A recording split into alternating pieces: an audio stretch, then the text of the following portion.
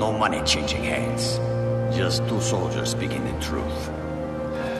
Help me. Help me to do this. That's it, I have to leave now. You don't shoot him, millions will die. Hello there, Sir from 17 once again, introducing you to my Battlefield 3 hard difficulty video walkthrough. This is Operation Swordbreaker, and you will notice I have trimmed out a whole bunch of the ambient talking, moving around early part of this mission.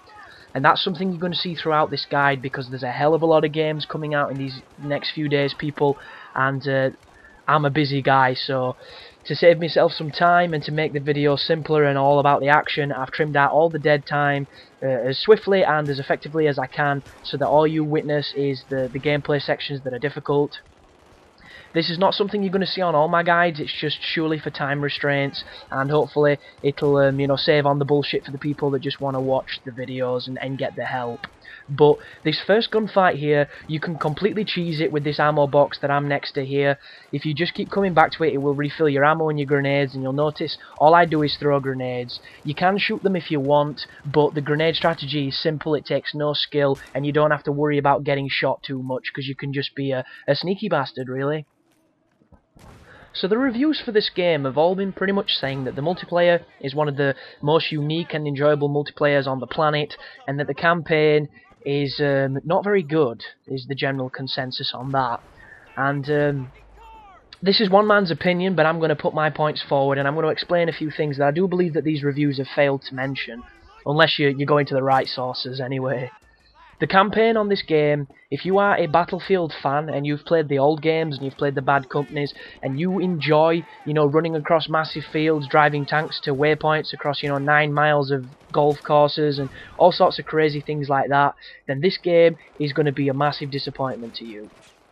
And what it is they've changed the recipe of how the campaign works. The levels are no longer massive sandboxes that you have to do missions within. They are now heavily scripted, extremely linear experiences that are almost Call of Duty in essence. What has happened is DICE has Call of Duty-fied their campaign. And anybody who's a die-hard Battlefield fan is probably going to hate this concept, because people who love Battlefield generally don't have a high opinion of Call of Duty. They think it's an easier, you know, kind of like a popcorn shooter that doesn't have much depth, and Battlefield has always been more of the PC scene, more of the thinking man shooter, and this campaign is extremely different to that. For me though, that is a perfect shift in direction, because I hated the old Battlefield campaigns. Battlefield Bad Company's campaign was one of the worst fucking campaigns I've ever played in my entire life, and the reason for this is you ran for 20 minutes if you didn't have a vehicle across a massive patch of land, you got killed by a tank, and you were all the way back where you started from and you had to run across the field again. And to me, that was the worst possible situation to be in. I absolutely hated it. And Call of Duty campaigns are always very simple, very A to B, go down this corridor shooting dudes that pop up. There's generally none of that bullshit, and that is my kind of, you know, first-person shooter campaign. So for Battlefield to take a note out of that book and make it the way they have, I really enjoyed this game, and it was surprising how much I enjoyed it, because I really wasn't expecting much. It surprised me. And don't get me wrong, it is very short, it's only about 5 hours long. There are a couple of missions in the game that are extremely boring because of the vehicles and you don't really have to do much. And there's only one real Battlefield-esque mission that I really don't like. And I'm just going to have to interject here with some strategy, because one thing I should really mention is on my videos you'll notice I always get in front of this character who says follow above his head. And you don't want to do this, you want to always be following the people, because what you can do is you can effectively break the game by fucking up the scripting. And what that means is there are certain invisible triggers that the characters that you follow, the PMCs, will trigger for you, and they will make the game continue. And if you push in front and you trigger them before they do, you can break the game. And this has happened to me numerous times, so you will notice right now I am not pushing forward, I am waiting for my team to move. And the reason I'm doing this is because on 2 separate occasions I have killed this section of the game where I couldn't do anything, my characters were not talking, they were not doing what they were supposed to do, the game was just broken. And to avoid little hiccups like this, you want to always be following and never leading. I'm not going to show you a good example of this because throughout this guide I get in front of my team pretty much all the time. I just get lucky enough not to fuck the game completely, so you have been warned, it does happen, and it is very annoying. And speaking of your team members, I'm not the biggest fan of them on this game because they can push you, they can physically influence your character. And if you stand on for instance, a pile of stairs and you're eking your way up to pop out and shoot people, your team will run past you and physically push you up the fucking stairs into the line of the enemy sights, and you'll instantly get murdered. And it is one of the most annoying things I've come across in a first-person shooter, and I condemn it. I absolutely hate it. I hate it so much, you will see me knife my team throughout this playthrough because they piss me off that much getting in the way. The amount of times I have died because I've been shooting at a guy and one of my mates has popped out and I've put 5 bullets on his jaw and it's failed me for friendly fire is unbelievable. So you need to be as careful as you can. Your team will get in the way, but at the same time they're pretty useful because they do kill people, and they're not the worst AI in the world. They're just an absolute nuisance for standing in front of you and for stealing cover. That's the worst. But this section here, you don't have to do anything to this sniper until you get and you pick up this launcher. You crawl over here, do not stand up, you will instantly die. As soon as they tell you, it'll force you up. It's all pretty scripted, it's very simple, and you shouldn't have any real issue with it. But back to my kind of pseudo review of the game. It's definitely different, and there's a lot of stuff about it I really like. I especially like the guns in this game. Some of the guns are really nice. I don't like the holographic sight, but I never do on any games. But there's a nice variety of different weapons. They all fire pretty differently. They've all got different functions when it comes to, you know, single shot, triple burst, all that kind of good stuff, and it makes them unique. One thing that does kind of suck is it's very Call of Duty-esque, as in, when you see a weapon on the floor that looks like just a normal gun with iron sights, you pick it up and some dudes put a fucking thermal sight on it and a shoulder sling and all sorts of stupid attachments, which is useful if you like them, but I like the red dot and then nothing else. I like red dot or iron sights, that's my preference. I don't bother with ACOGs or scopes or any of that mad shit. I like the simple things. I'm a simple man. And this guy's studying my cover right now, which is kind of annoying. But this section here, you have to use your sniper rifle to shoot some guys and back up your team. I'm not too sure if your team can die, but I wouldn't risk it because, you know, shit dies a lot on this game. And just be careful of the building across from you because they will eventually turn up and start hitting you. But the snipers are pretty much one-hit kills in the torso, so just exploit that fact. And one really good strategy to bear in mind is how quick you can go to prone in this game. So Battlefield have eventually decided to introduce prone.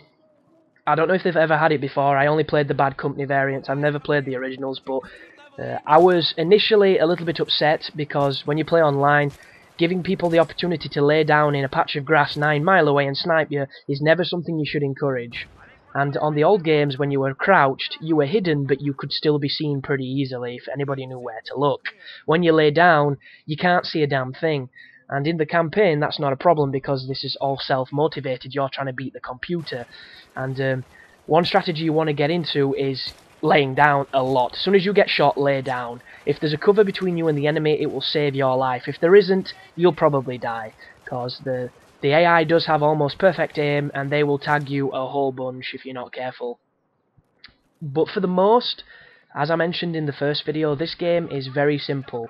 There are 1 or 2 sections that are quite difficult, that can be very challenging if you approach them the wrong way.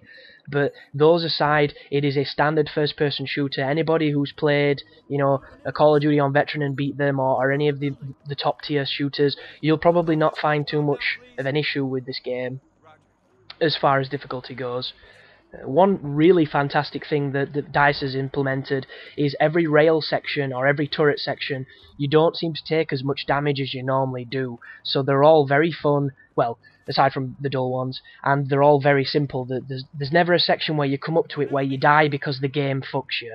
And if this was a Call of Duty, you would get fucked all the time, because that's just how they're designed. But DICE have obviously played them, realised it's bullshit, and done something about it. So whoever's input on that, you know, developer meeting was, I praise you because it's fantastic, and it makes it a lot more fun. Couple of tips as well as far as your team are concerned. Because you're constantly following somebody, it gives you the impression that you have to keep moving, that you have to keep pushing forward. Occasionally, if you move forward to follow your teammates, you will die, because they will run past enemies, they will run into insane amounts of firefights, they will put you into a death zone, and there's not a lot you can do. So The best strategy on this game is to keep your distance, pick your shots, use cover intelligently, lay down a lot, and stick to the weapons that you're comfortable with. That aside, it is all really, really simple. And this section here, if anybody's not familiar, is going to be going very Hurt Lockery real quick, because we're going to be messing about with some IEDs following up, and it erases, that's not even a word, arises, that's a better pronunciation. One of the things I don't like about this game, because as anybody knows that listens to my guides, I say good things and bad things about games. I'm not afraid to tell you if I don't like them. I'm not afraid to tell you if I would, fillet them if they had a phallus. It's just the person that I am. And one of the things that really stuck with me on this game for just lunacy is the sound design on the melee stuff. And don't get me wrong, don't misconfuse what I'm saying here. The sound design on this game, especially when it comes to gunshots and ambient noises, for echoes and for sounding like the battlefield, I don't think there's a game that does it as well as this. I'm just going to interject once again, guys. That ammo crate will give you grenades. Use them on this corner. Be as cheesy as you want. You do not have to fight these people honourably. Anyhow, back to it. Battlefield do sound better than any other developer I know. There's only one developer that comes close, and that's Gears. The reason I say Gears is because everything you do on Gears of War sounds meaty. It sounds crunchy. It sounds like somebody's just smashed a watermelon with a sledgehammer. It sounds like what it is, and it makes it really visceral. It makes it feel like you're doing what you're doing, and it makes it feel awesome because it's an audio response that elicits a response from your body, and it sounds amazing. This game does not have that when it comes to the quick time events of you beating people up, and there are some sequences in this game where you'll be fighting a guy and it doesn't even make a sound when you punch him. It doesn't make it feel like Jason Bourne, snatching wrists and being really frenetic. It doesn't feel like that. There's even a section where you throw somebody under a train. It doesn't even make a squelch. It doesn't make any sound whatsoever. It's just a silent moment, and they've not done it for effect because there's no effect at all. It's just there is no sound file added, and it makes no sense for such a game with good audio to have such bad moments of a dude being punched and not making a sound. And when it does make a sound, it sounds like he's tapping him with his ballsack. But that's the end of the first section of this level, guys. Thanks for watching. I hope it helps, and you take care now.